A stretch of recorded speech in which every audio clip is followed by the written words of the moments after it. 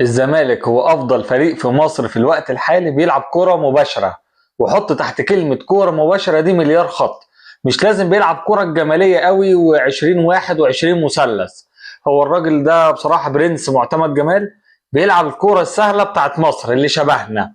يعني بيحاول يوصل قدام في اقل عدد لمسات، وفي الدفاع بيدافع باكبر عدد من اللعيبه.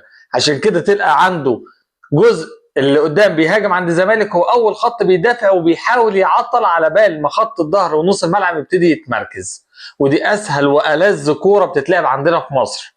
ممكن معتمد جمال ما يبقاش اعلى دماغ في التدريب، بس هو الراجل حافظ هو بيعمل ايه على قد الامكانيات المتاحه معاه. وكأن الراجل مثلا معاه عربيه فيات فعارف بيمشي فيها، ممكن غيره يبقى معاه عربيه مرسيدس بس بيقرص مثلا ومش عارف يدورها.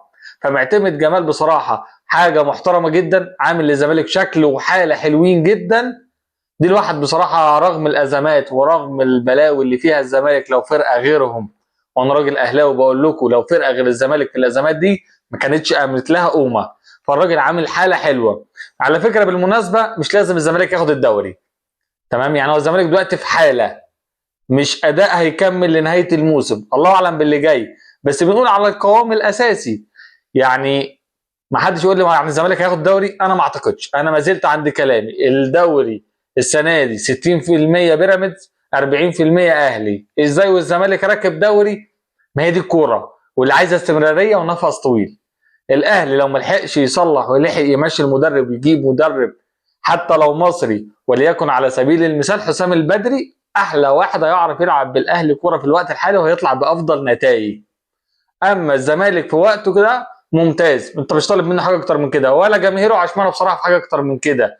الناس الاداء مكيفهم اول الدوري دلوقتي، الدنيا عندهم حلوه ولذيذه. ممكن ما يكملوش لاخر الموسم كده بصراحه، مش مطلوب منه.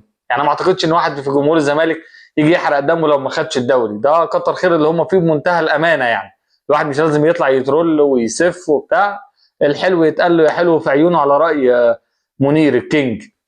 فالزمالك في الوقت الحالي يستحق المكانه اللي هو فيها، بس مش بالتبعيه انه ياخد الدوري، مش لازم. الراجل بيلعب كوره مباشره سهله.